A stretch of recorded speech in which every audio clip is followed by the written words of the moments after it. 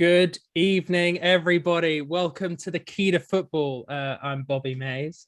I will be taking you on the tour tonight of all that's new in football. But today we have two people with us. We have the usual Liam George. Liam, how you been? Very good, my friend. How are you? Oh, not too bad, to be honest. We actually went away together to Scotland, didn't we, for the weekend course, for yeah. a I know friend's exactly how wedding. you are. So I am shattered from that. But yeah, apart from that, I'm very good. And we actually have another guest tonight who may become a bit more of a regular in the future episodes. Unfortunately, he's another Arsenal fan, but you can't really get him away from him in London, unfortunately. Jack, how you been, mate? How are you? Very well, Bob. Very well. Yourself? I'm all right, mate. I am good. As much as I complained about how long the weekend was, it was a great weekend. The only issue was that I had to re-catch up on all the football that happened over the weekend. So that was a bit of a mess. Look, I'm going to start off with a couple of things today, and then I'll let Jack introduce himself a little bit. But first off, please do follow us on Apple Podcasts, Google Podcasts, and Spotify. You will find this on YouTube, and you will have heard the intro sound music that I put on. Now, as much as George loves to lie in the last podcast, I did not get rid of it for him. I got rid of it because of copyright laws, and this one is not copyrighted. So we have a new intro. This will be sticking with us for a while. You'll also hear some very cool new drops on YouTube today. You will see kind of what we're talking about as you go along with us. We will have all of the stats that come up, scores and stats that we're talking about. We will have new segments pop up as well, and it's going to be a really fun show. I really advise you watching it on YouTube. Find us at The Key to Football, all one word, The Key to Football. All right, Jack, tell me a little bit about yourself. You're an Arsenal fan? Are you from London? Yes. Born in Bromley, lived in Bromley, so I guess South London as opposed to North London. But it's a family thing. We're all Arsenal fans, and me, my dad, and my brother have been season ticket holders for the past 16 years, I believe. Yeah. So the first season we moved into the Emirates, we got our tickets. So yeah, we're pretty hardcore in our household. Yeah. Been a depressing couple of years since then I guess. Emirates was the fall. When we first moved in, there wasn't much to cheer about. We've had a few cups, but we need to start getting back into the top four and what have you, definitely. Hey, look, we will get onto that today for sure, because Arsenal's a big part of this. And well, it's time for the first segment. Cue the drop.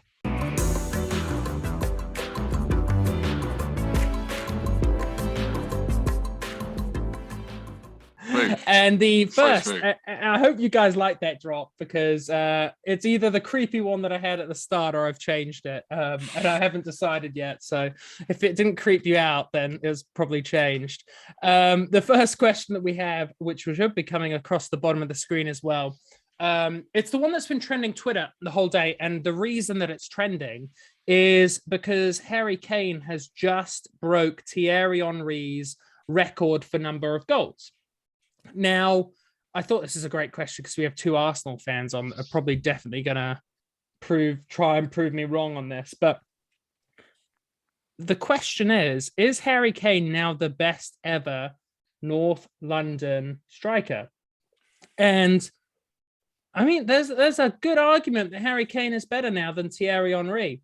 And what I'm going to do is I'm going to pass it over to Liam first, because you were sounding the gun that this is the biggest hoax that you've ever seen.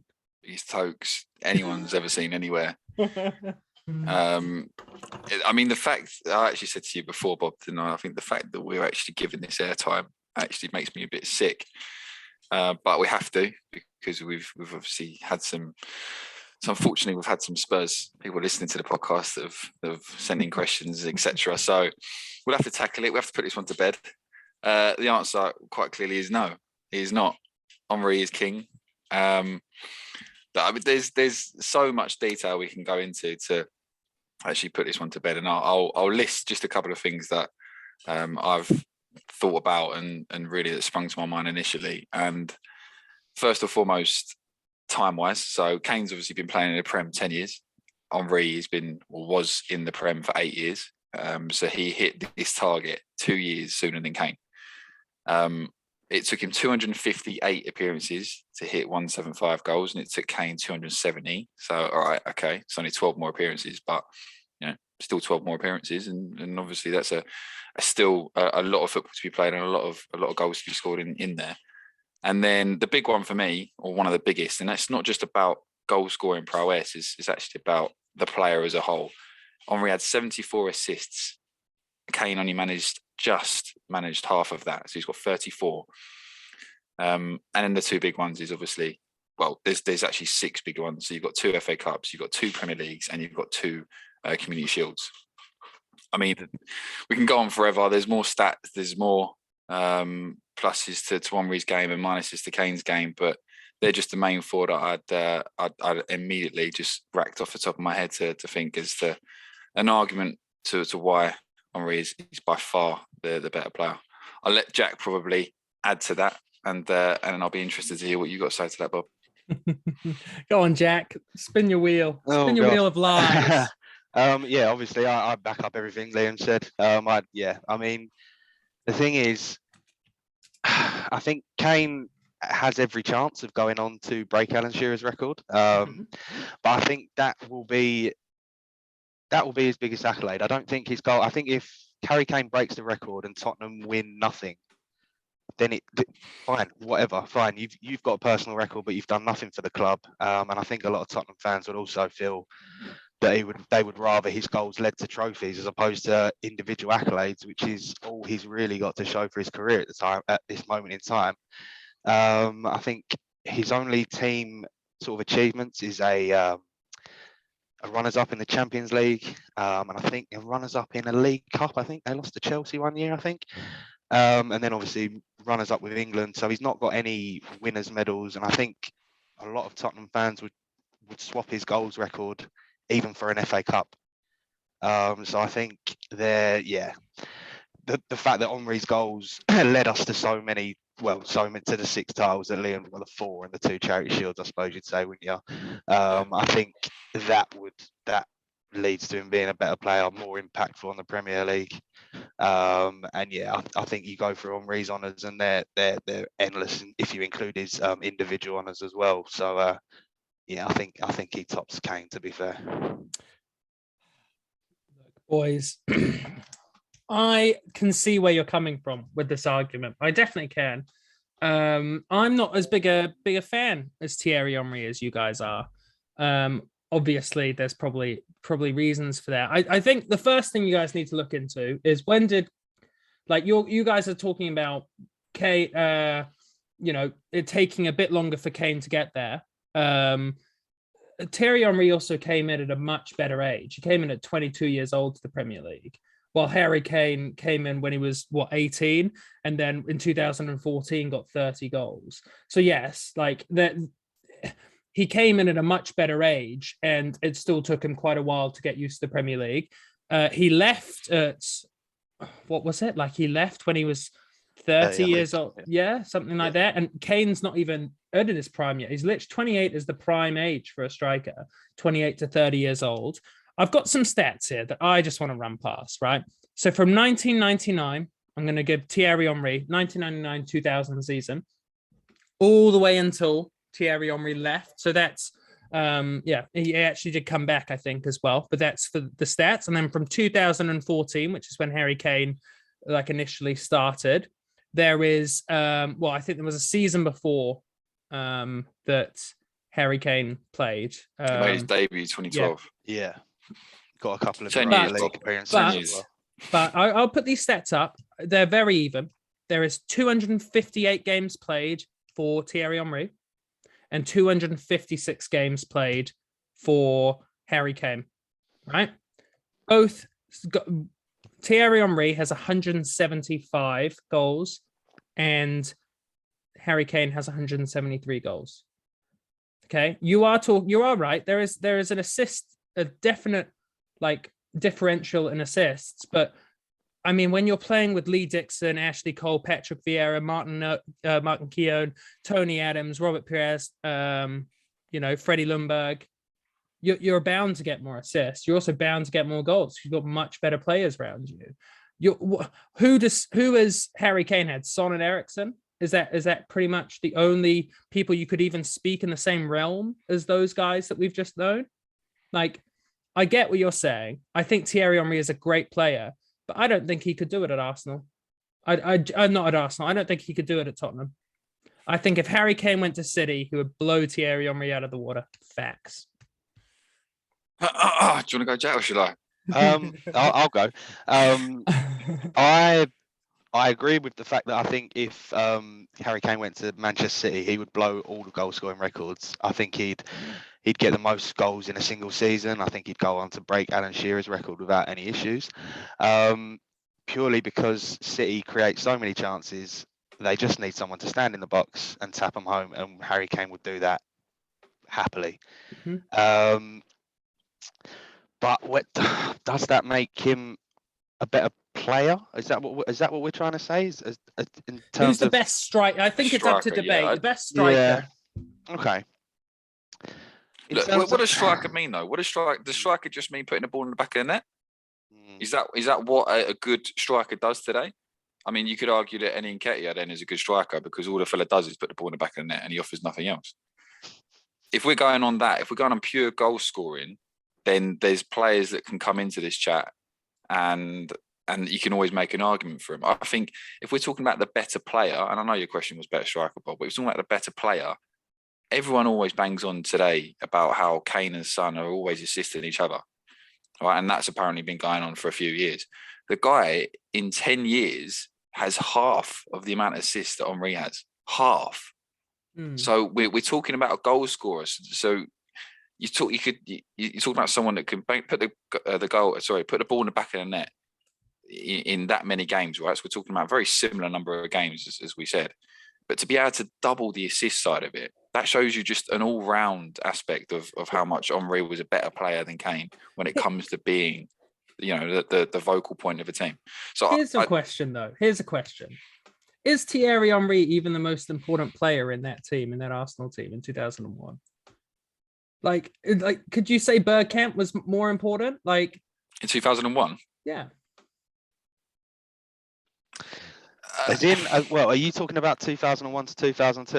Is that the season you're talking about? Yeah. I mean, like you could say it over that whole thing. Because the only thing I would say is, I think that was the year 2001, 2002. We won the double, and I believe that was the year that he got 20 plus goals and 20 plus assists, and I think he still is the only player to have done that. Yeah. So I think it's fair to say between 2002 and 2004-05, you take him out of that team, and we are nowhere near as effective as we are with him.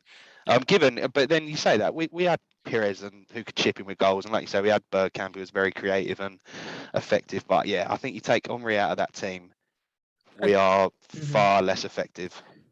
Okay, over the span of that 5 years, I think there's an argument that he wasn't the most important player, though, and there is no argument that Kane has not been the most important player for Spurs in generations. Like in generations, like he is the most important player. If you look back at Kane in the Tottenham teams he's been in, far and away he's the best player. There's absolutely no debate. You take even now, you take Kane out of that team.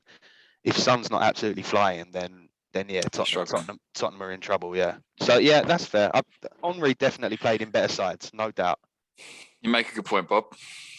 That was really hard for me to make that good point because I don't know if I actually believe it. I do really like Thierry Henry, but tough. I'd be interesting to see. Sorry, just to interject. I'd be interested to see because I had a question posed to me before about this topic about how Henry has been playing in better teams and had better caliber players around him. So therefore, the goals and assists should come, because if he's feeding someone through, there's a better chance that person's going to finish it because they're a better player.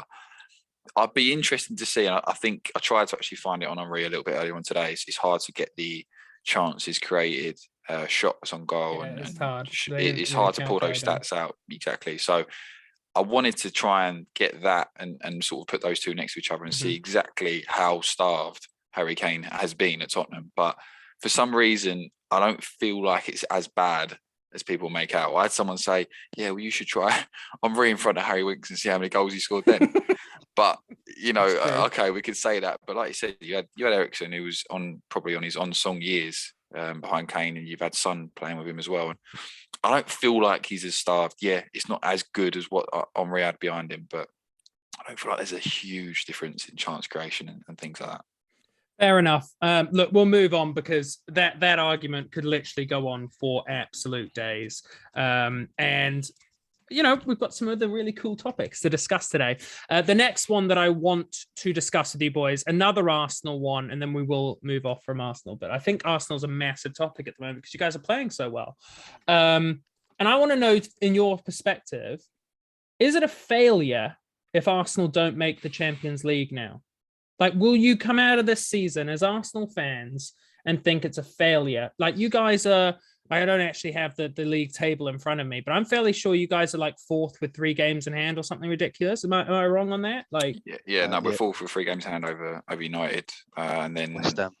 Yeah, and West Ham as well, and then Tottenham are 1 game ahead of us, but 3 points behind. Okay, Jack, failure or not? If Arsenal don't make it, I think if you'd asked me at the start of the season, I would have said no.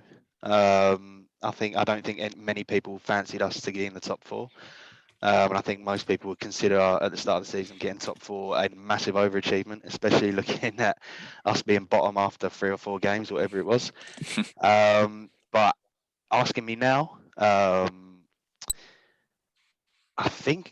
certainly think the media would portray it as a failure, and I think it probably would. I'd be very disappointed, put it that way. So yeah, I probably would say it's a failure. We have got 3 games in hand. Our 3 games in hand are very tough.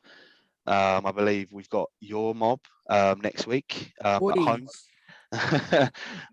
Which I think at the beginning of the season, most Arsenal fans write 6 points off against Liverpool and write 6 points off against City these days.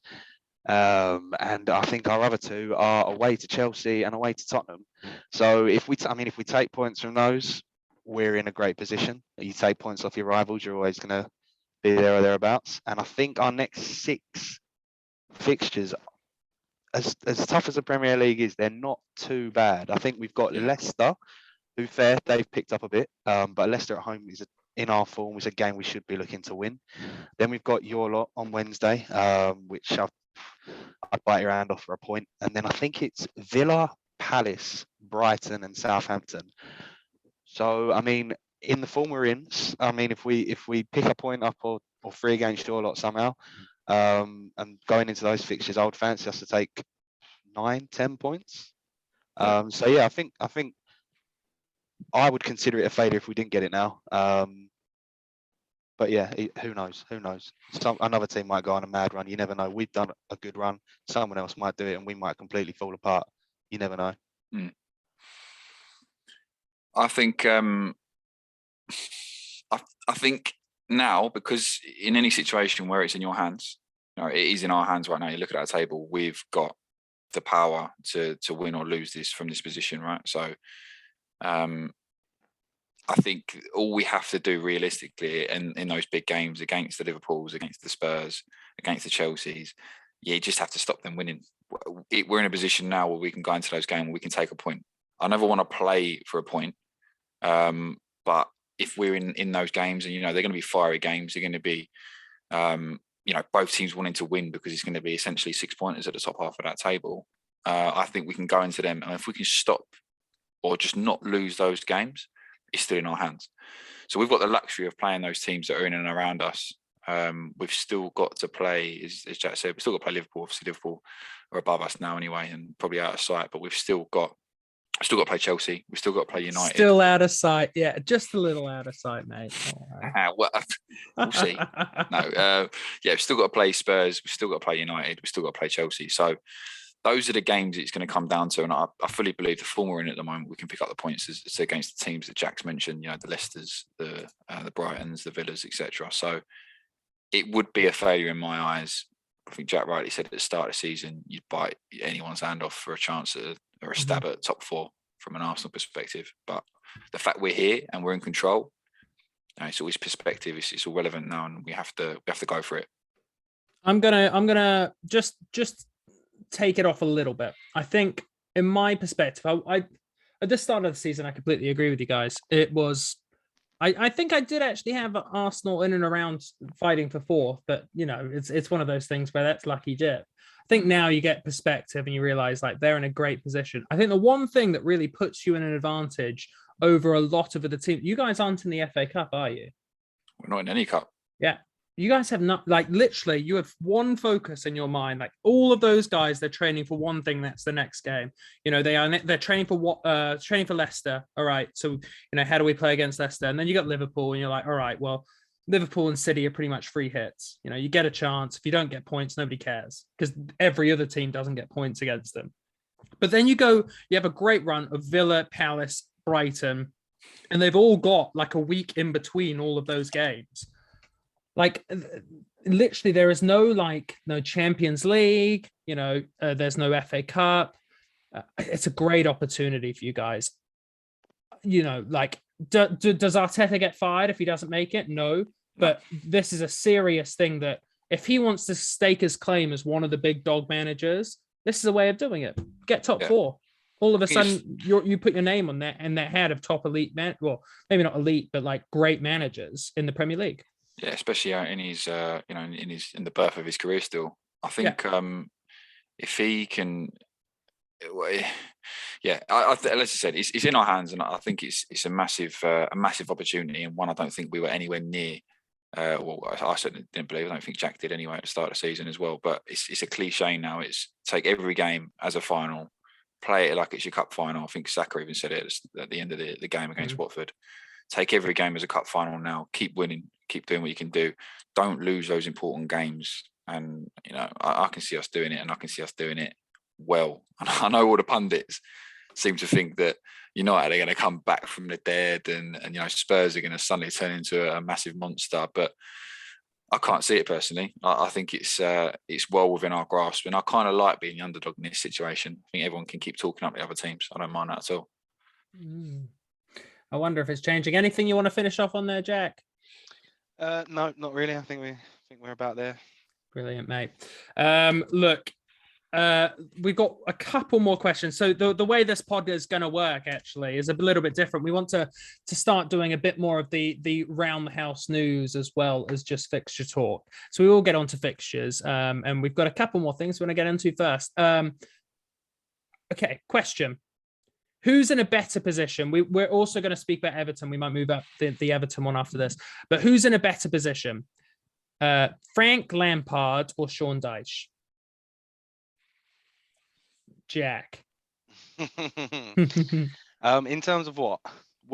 Like, who would you rather be? Who would you rather be right now? Frank, and like you have all of your memories, right? So like you are Sean Dyche, or you are, so that comes into it. It's not just like the same, a placid manager. You're either Sean Dyche or you're Frank Lampard with all their memories. Who would you rather? With that team, with the same teams, all of that. I think Sean Dyche is in a good position in a sense because he's been there a long time. He knows the team. The team knows the way he wants to play. He's settled. Whereas Frank Lampard's come into a team in a team that don't expect to be where they are, with bigger expectations and a lot of pressure on him. And obviously they're not performing at the moment. I'm leaning towards Sean Dyche just purely because of what I said. He's settled, and I think there's just something about Burnley in it. They always come good. Everyone looks at Burnley away, and it's always a banana skin. No one ever enjoys going there. Always drop points. Whereas I think, although Arsenal drop points at Goodison this year, I think going to Goodison. There's only one loss. Going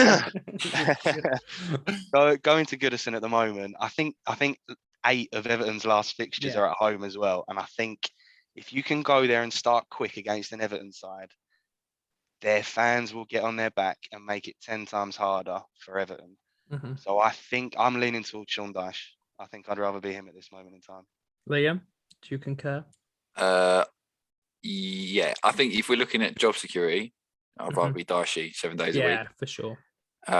If you're looking at squad and maybe, you know, if Frank's in there for the long haul and he can manage to somehow save Everton from going down, which I think at the moment is a very, very difficult job. I think he'd rather be in Frank's shoes, you know, if you get a fair roll of the dice there. But yeah, if you're talking about right now, who's secure, who's thinking about putting food on the table, then it's going to be Dyche.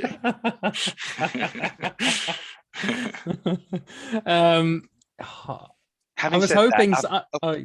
I just think, like Liam said, if they do stay up, Everton do stay up, I feel like Frank will be in a better opportunity to go and buy the players he wants and build what he wants. Whereas Sean Dyche is sort of he's stuck.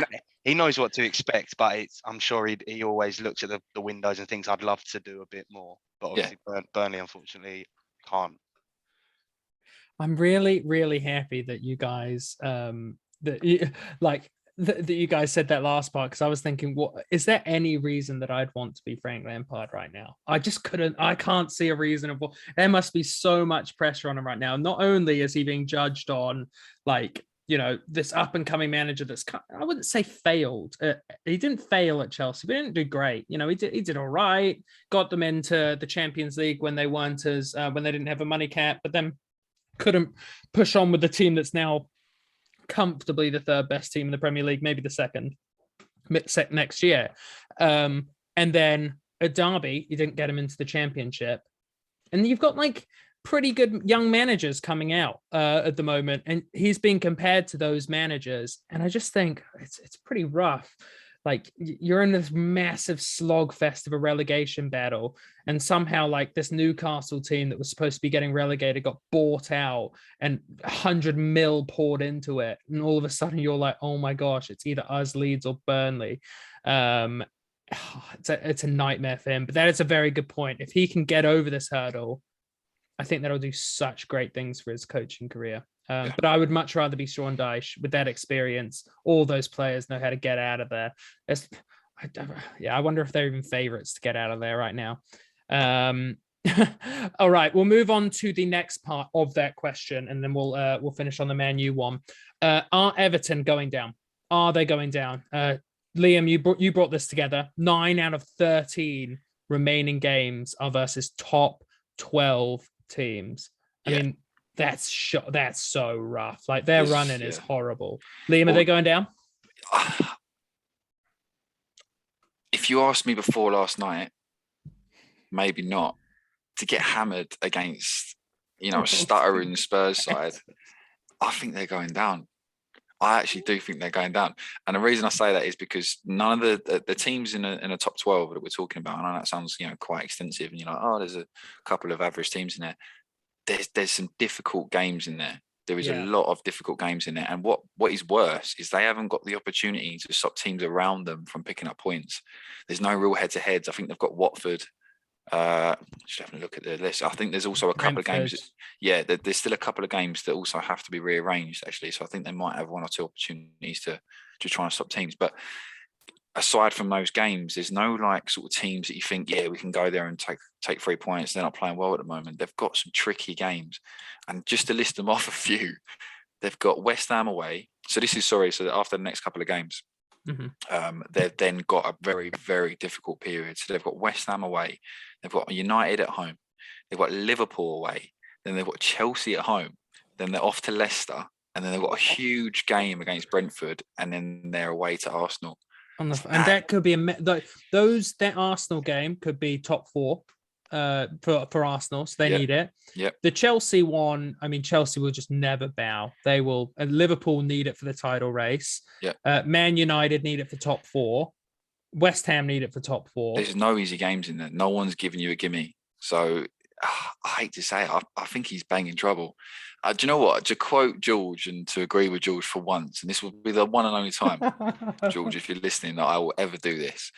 But George made a ridiculous comment a couple of weeks ago and said that if Lampard loses a few games on the spin, does he get the opportunity to see out the rest of the year? I think I actually said to George that it's I think I said that, but so. Oh, did you say that? You agreed with me. Did you really? Oh, right, okay. Sorry, George.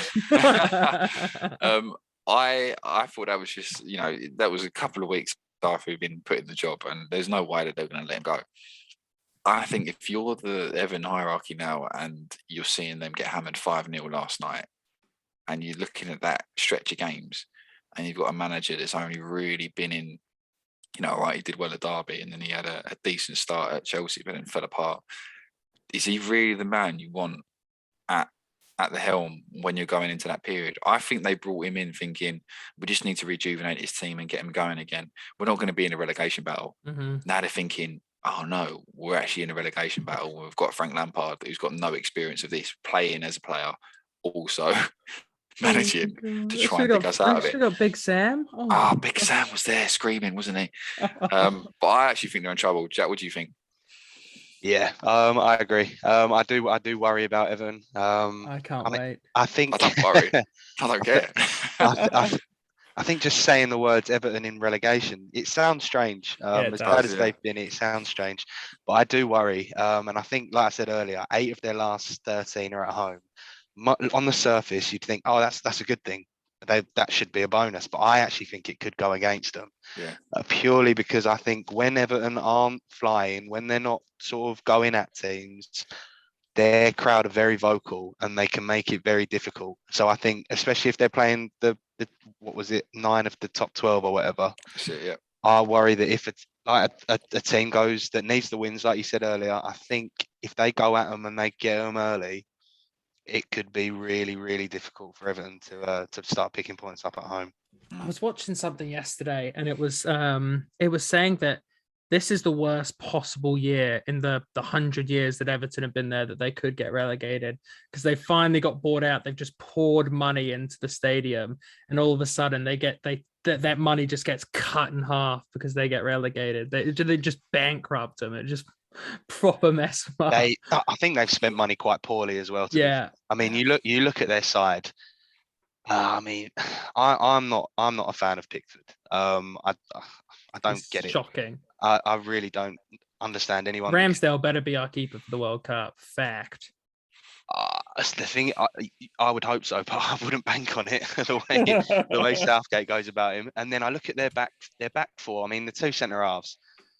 Like Kane running away from Kane last night. What does that say? The only athlete they've got in their team is Decore. Otherwise, their midfielders Van der Beek and Allen, who don't get around the pitch very well. So they're not. I mean, Allen's a scrapper, but he doesn't get around the pitch. He doesn't make life too difficult. And then you've got the sulker up top, Richarlison, who, if it's not going their way, doesn't really want to get involved. You've got probably a half-fit Dominic Calvert-Lewin.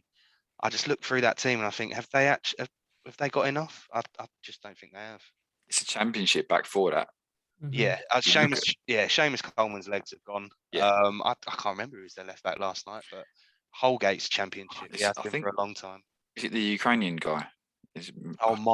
Yeah. Levenko. To be fair, I don't know a lot about him. I haven't seen much about him, so I won't go in on him, to be fair. Yeah, it's definitely a dark time for Everton. They've got a huge couple of games coming up, and I actually fear not only for Everton, I fear for Frank if they don't pick up points in the next couple of games. Their next 2 games, I think, are against lower league opposition. Second half of the league opposition. I think he said it in his presser after the game. They are 2 huge games. They need to pick up points against them. I think if they don't, he might be gone. They're not going to chance it, are they? They can't afford to chance That's it. what I mean. They'll just cut him off. Take him off, yeah. They'll cut him off. Yeah, I think. Do you know what? It would be too good for me for Everton to get relegated, so they're not going down. Look, actually, I say that in jest. I've said it. I've said Leeds are going down for a while. I said it in the halfway show. I was the only one that didn't call Newcastle. But I think Leeds and then Watford and Norwich will go. Yeah, the bottom 2 are gone. Yeah. But I would love Everton to get relegated for a season, but I'd hate what happened to Sunderland and Newcastle to happen to Liverpool and Everton. Or Leeds.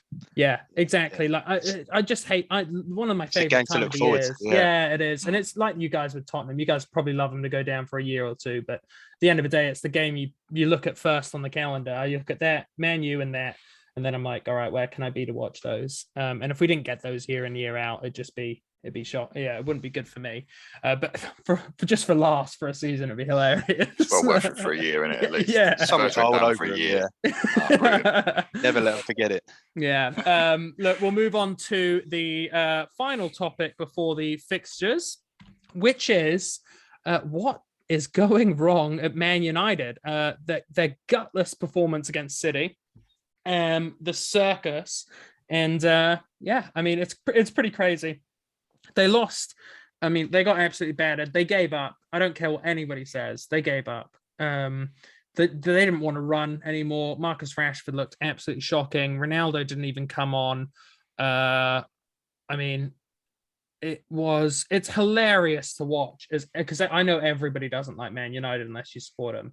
So if you support them, I'm really sorry, because it's not hilarious to watch. But for us three, it was hilarious to watch just the fall of this giant to what is. I just think that they're managed badly. There is, from top to bottom, just everywhere. There is no spine in that club.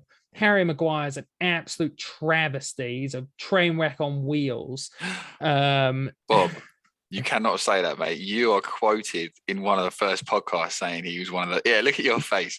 He's one of the best defenders in world football, I think, quote unquote. That is what you said. So are we now going back in on the media storm? I need to listen to my gut. Jesus Christ. Travesty on wheels. Jack, I'm sorry. What do you think? What's going on at United? Why are they so bad? Oh God. This is something you could talk about for a long time, isn't it? I think that in terms of Sunday, it was the classic game of two halves. I think they were quite unlucky to go 1-0 behind. I think they'd done all right. Yeah, I think they deserved their equaliser. Mm-hmm. But having said that, the 2 goals that they conceded were not up to scratch. Especially, was it the second one? I mean, the ball, David De Gea makes an unbelievable save, and then another block, and then Harry Maguire lets it go through his legs. What was he doing? And you just have to look at that and think, yeah, like Liam said, what on earth is he? What's going through his head? What's he thinking? And then the second half, you think, okay, you're still in the game. You've had a decent half. Go and have a go at them. You need to win this game. And it just didn't happen, did it? They just, like you said, they didn't look like they were interested. They looked beat before they really were. But then I suppose you look at their starting 11, and all right, there's ways to lose. Like, I look at that starting 11 and I think 4-1 looks about right. Because I look at their 2 centre halves, I look at their 2 centre midfielders. They didn't have an out-and-out striker. And I think, okay, yeah, that team on paper probably should be losing quite comfortably to Man City away. But there's a way to lose. Mm-hmm. Don't give up. At least look like you're trying. Have a run around. Try and make it difficult for them. And I think that's one thing that will really annoy Man United fans more than anything. Because I think most Man United fans will agree their centre midfielders aren't good enough. But if you have a go, you might get a bit of backing from the fans. But if you're not good enough and you're not putting the effort in, there's no defending them really. But that's just the players on the pitch. In terms of all the other things, yeah, it's a mess. Interim manager that's meant to be going upstairs next season might not even be there. He could end up getting canned. So yeah, was it right to get an interim, or should they have maybe gone straight in for one of their top targets? Possibly, but hindsight's a wonderful thing at the end of the day. I mean, Liam, take us away on that, because I'm sure you have an opinion on it. No, I can only really echo what Jack said there, because if you look at the game against City on Sunday, it was gutless.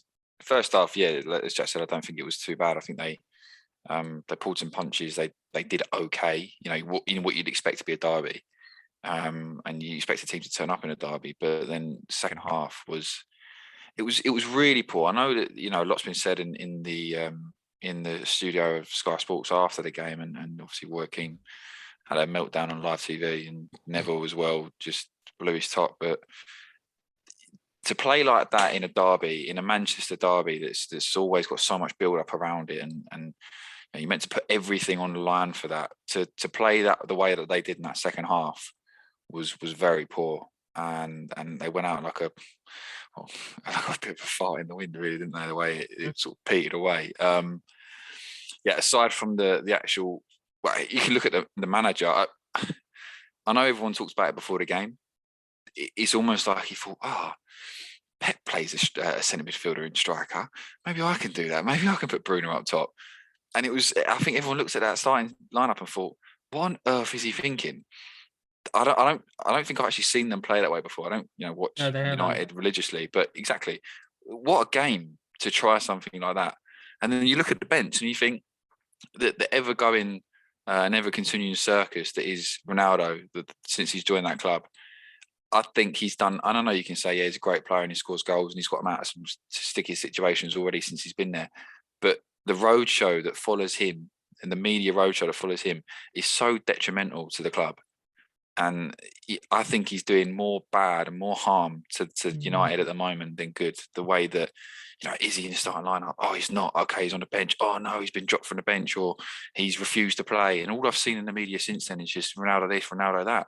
And it's almost like the club is now just the smaller part of this Ronaldo roadshow. And I can't see that being any good for him. And I don't think it has been any good for him. I think it's really taken the sting out of their... or the wind out of their sails, should we say, for this season. Yeah, look, I just on that last point of yours, I get the Ronaldo thing, but it happens at Man United and those big clubs, and it'll start to always happen at Man United, because it happened just before Ronaldo with Paul Pogba, and then Ronaldo came and it took all the shine off Paul Pogba, and now he's just the innocent child that doesn't get to play anymore. But it always happens at those big clubs if you have a big personality. And I agree that he's not been...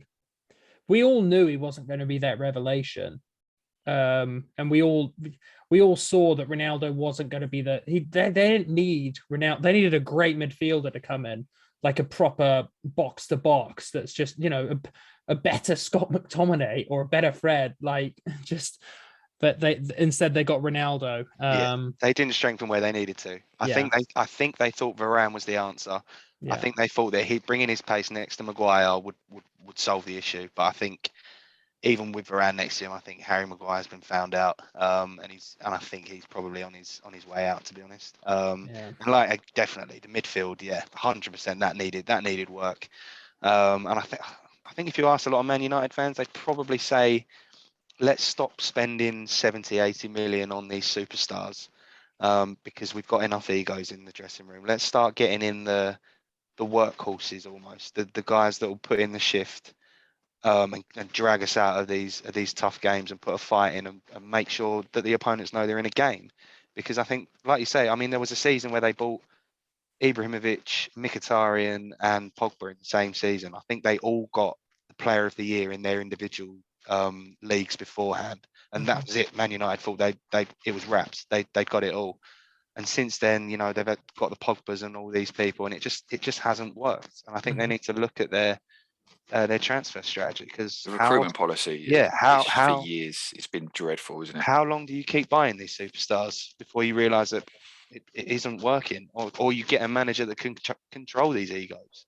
Yeah, it's true. It's that they're at this point now where they need a proper strategy, where they either go Arsenal and they go young, but they won't do that because they're Man United and they need to buy big. They're the biggest club in the world. They need immediate success. Yeah, they're the biggest club in the world with the most money, and they can, I don't know how long it'll last, this whole Man United being the biggest club in the world, because it wore off for Liverpool once.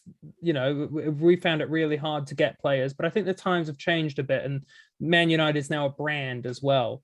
It's not just it's almost a detriment, though, that, right? Yeah. The fact that they are a brand means that they can't just sort of stop buying these big names, or they don't feel like they can anyway. I think the management or the owners, the way that they're operating, it hasn't worked for years, but they're not changing anything. They continue to do the same thing. They're throwing ridiculous funds at average players because they have one good season. 130 million on Bissaka and Maguire. 130 million on those two players. right now, if they brought in like one player each in that position, them two are out. Them two are dropped. Anyone that can come in that's half decent would push those two out of the team. And that's 130 million gone. They're not going to recruit that. No one's going to pay money for Maguire, that sort of money, or Bissaka. They're both bang average. And you can't keep operating like that as a club. And I don't know, Ralph Rangnick obviously isn't the man to manage the club. Clearly, he's made some odd decisions already there. I don't know him stepping upstairs is going to do them any favours more. I don't know what this guy is going to bring. So I think it's a worrying time for United. A good time for everyone else in and around them. Yeah, for sure. We'll move on from the old Man United tree because we will be there for absolute years if we keep going. We're going to go to the Fixture Talk. Cue intro.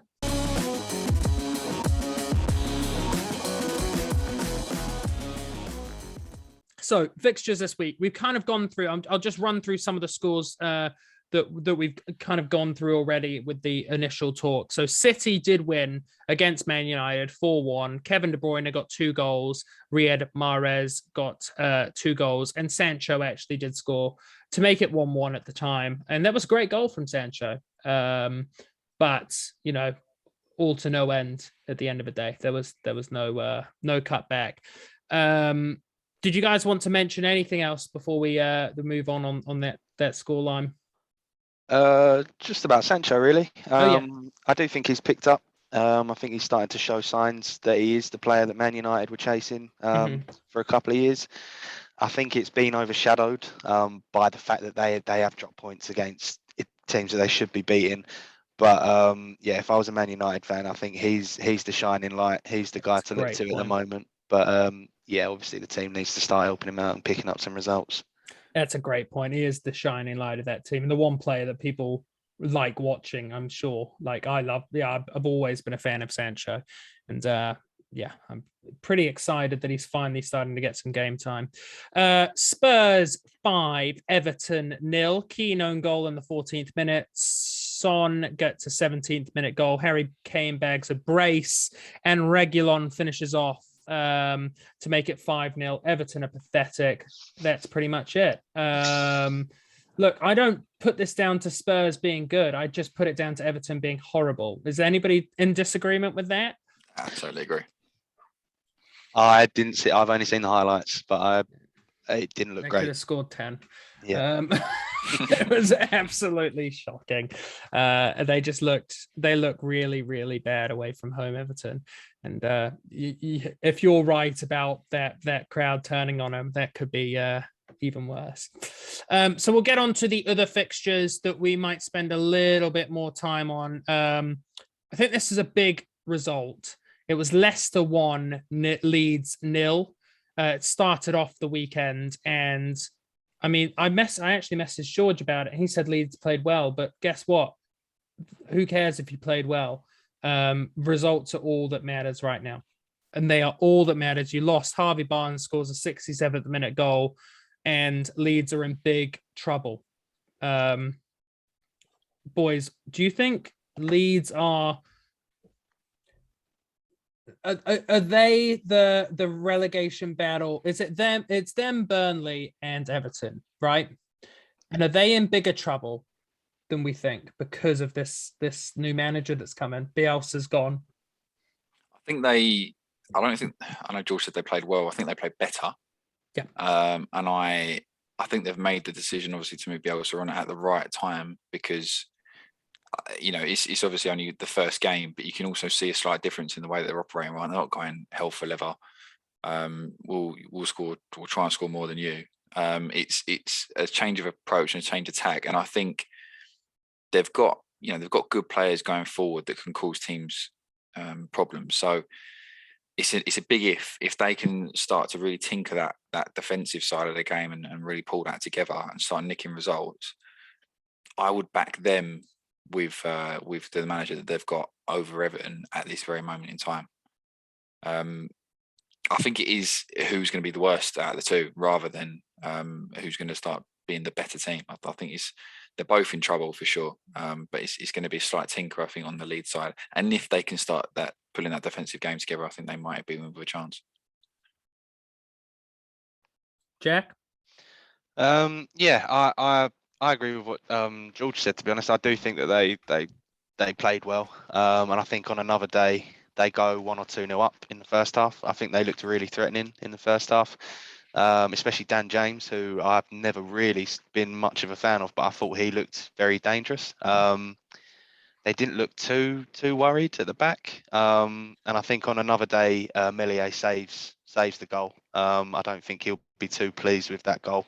Obviously, I think he's a top goalie. He's only young. I think on another day he saves that, and as I say, on another day they score 2 goals. But that's, like you said, that's not much good to anyone, especially Leeds when they need points rather than performances. But yeah, if I was George, yeah, I think there are some glimmers of hope to hang on to, and I think they'll be all right. I think they'll have enough. Well, I hope for your sake and the podcast's sake, because I don't think George will be very happy, and he's not always that happy if they get relegated. So might make next year pretty awkward. George We're ever talking happy? about the championship. All right.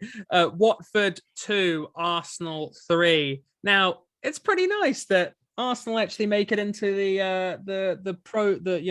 start with talking about games, because at the beginning of the season we weren't really doing it, but their run has been so good as of recent. You guys have now essentially put yourself in the best position to get top 4.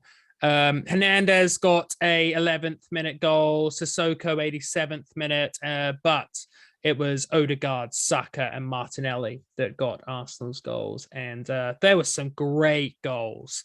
I know that Liam will definitely talk about that third goal, but I actually thought the second goal was the best goal. I genuinely loved that finish from Saka, and he is just showing how pure he is. He's going to be such a good player. I'm so excited to have him in the England squad. I really am. I think he's going to be so good. Liam, how did you find that goal? That game. You must have been pretty excited with it. Well, we were watching it on the train on the way back, weren't we, from Scotland? By the way, if anyone that works for LNER is listening, your Wi-Fi is terrible. It's absolutely shocking. Oh, honestly, I had 2 pixels running about the screen for most of the game, so I'm pretty sure I saw what happened. But I think I might need some correcting in certain positions. But no, it was, look, from an attacking point of view for Arsenal, it was brilliant. Probably some of the best football we've played in terms of the goals. I mean, that, like you just said, that third goal, I've watched it probably about 60 times since then. From Arteta, 1 touch Cedric, 1 touch Odegaard, 1 touch Lacazette, Martinelli from 20 yards, top bins. Unbelievable. Like, I couldn't stop clapping when I saw that.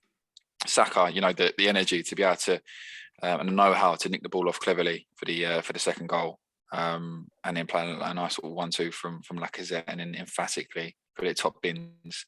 That's the kind of performances we need. And Laka isn't exactly firing in front of goal, but he's definitely doing a job from the all-round gameplay position. I think he picked up 8 assists in 9 games or something around those levels. So the fact that we've got Saka, we've got Martinelli on a score sheet, Odegaard chipping in with a goal is vital at the moment. The bugbear, Jack will probably speak about it as well, is the defensive side. I think Watford played as well as they possibly could.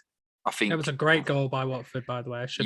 Excellent goal. I don't think there's too much we could have done about that other than tracking the man that made the overlap and run. But I feel like the goal we gave away against Sissoko was just so easy. It wasn't really in the highlight reel, but Xhaka probably speak about it. Xhaka about 25 seconds before that it goes in, he's running down the left side of the pitch, and then rather than just keeping the ball, retaining the ball, there's 5 minutes left on the clock, he decides to play some ridiculous 45-yard crossfield pass to nobody, and then they pick the ball up, shift it back to this side, and then they're in. And it's like, where's your brain in that sense? Just keep the ball moving, keep it on the deck, control the game. As soon as we conceded that goal, Arteta just panned to Arteta, and he was putting his hands on his head thinking, what are you doing there? Have a think. So that really irritated me, because that could have been a 3-0 game. Well, 3-1 because of the excellent goal they scored. But yeah, look, I mean, 3 points is 3 points. We're in a great run of form at the moment. I think we've picked up the most points in all the top 5 European leagues since Jan. Which is huge, and it's put us in the position we're in to keep going. So also played more games than Liverpool. You have to get something in there about Liverpool, don't we? I'm happy. We just need to keep going, mate. Very good. Jack finishes off with that Arsenal. Yeah, I think it was a very Arsene Wenger performance in terms of going forward. We looked exciting, we looked dangerous, but more susceptible at the back to what I think we have been under Arteta. The criticism under Arteta tends to be we don't score enough goals, we don't threaten enough, but we're quite solid at the back recently. I think that's what he's built on. So it was quite a nice change of pace, to be fair, to watch us flying forward and looking very dangerous every time we went forward, and every now and then I don't mind that if it means we look a bit more susceptible at the back, especially when you pick up 3 points. But yeah, the goals were disappointing. I'm not going to lie, I didn't pick up on the Xhaka thing. What I picked up on was Ben White coming flying in and missing completely. That was bad. And Aaron Ramsdale, I don't want to put too much on him, but he come out diving at his feet rather than I think if he spreads himself, he probably saves it. But again, he went down awkwardly, didn't he? Yeah, he went not underneath his hip. Yeah, I'm not going to dig him out for that too much. Being your best player this season. Exactly. Yeah. I'm not going to lay any blame with him. Yeah. So, but yeah, no, it was a surprising performance at both ends of the pitch for Arsenal. But obviously, like Liam said, 3 points is 3 points, and the run keeps going, thankfully. Yeah, look, I'm thoroughly enjoying watching Arsenal play at the moment. It's quite weird to say. I really like it. I'm going to the Emirates to watch Liverpool Arsenal, which should be fun. But look, great result. I am in the Arsenal end as well. He's in the Arsenal end, Jack. Oh my word! You're not in the North Bank, are you? I'll point you out. I'll let everyone know you're a Liverpool fan. Yeah, so that should be a ball of laughs. I'll be wearing a red shirt. Oh right, yeah. No, look, Arsenal. Great result. All you need at this stage of the season is points. I can't bang on about it enough. I don't care if you play well anymore. Liverpool didn't play well this weekend. They got a 1-0 win, and guess who's happier between Liverpool and Leeds? So I'll just round off the end results of what happened through the other teams this week. So Southampton versus Villa. Villa won 4-0. Watkins, Luiz, Coutinho, Ings. I think Coutinho just showing a bit of his class in that game. Wolves 0, Palace 2. I'll let you boys just jump in at the end if you just remember anything you want to say. Wolves 0, Palace 2. It was, is it Matia? Zaha scored as well. Oops, that's my bad. Yeah. Liverpool 1, West Ham 0. Sadio Mane gets a goal. West Ham deserved a draw. Very good in that game. Burnley 0, Chelsea 4. James Havertz gets a brace. Pulisic gets a goal. Thought Chelsea were pretty poor, to be honest, and they had a good 10 minutes. And they just batter them 4-0. Newcastle. This is how far Newcastle have come. For half a season, they were in the most crucial games of the week because they were so bad. Now they're so far out of that relegation battle that they just, it's just a mid-table game at the moment, it feels like. Newcastle 2, Brighton 1. Fraser, who's having an unbelievable second half of the season, scores a goal. Shah gets another goal, puts them up 2-0 in the first 15 minutes, and then Dunk gets a 55th minute equaliser. But it was pretty much over. Brighton played well, but, at the end of the day, that's what happens. Norwich 1, Brentford 3. It was Pookie. Tony gets a hat trick, actually.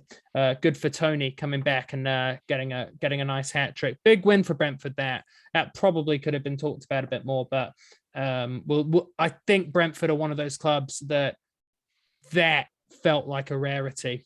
That felt like a rarity for me, and I think they're still bang in trouble. Boys, anything you wanted to say to finish us off this week? I think that Villa result was a very standout result.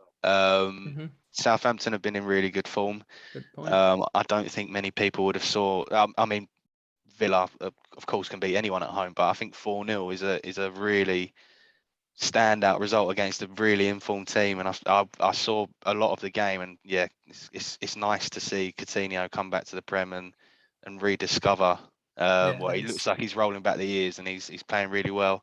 He got his goal, got an assist, could have doubled that in the game. Watkins missed a sitter that he laid on for him, and he missed a decent chance as well. So, but yeah, Villa, really good result. And as I say, nice to see Coutinho back where he belongs and playing well. Nice. Liam, anything to finish us off? Yeah, echo what Jack said, because I think I've said a few times in the last couple of weeks that Southampton playing some good football. So I certainly wouldn't have seen a 4-0 win coming on that one. Palace, Palace is sneaking some results in there. Wolves isn't, as we found out a couple of weeks ago, the easiest place to go to. That's and true. they've beaten some big teams. So a 2-0 win against Wolves, that's a big result. Brentford, I think, again, massive win against a relegation rival, of course. A must-needed win, it must be said as well.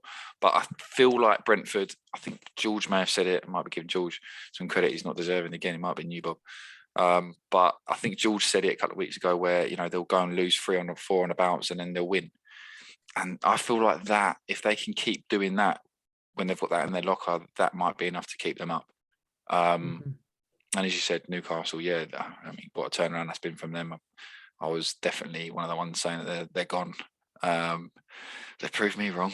100 mil proves you wrong. I wouldn't be too ashamed. Weird what 100 mil can do, right? 100 mil. Look, boys, what a fun podcast it was. Hope everybody enjoyed it. Please do follow us and have a good evening. Bye.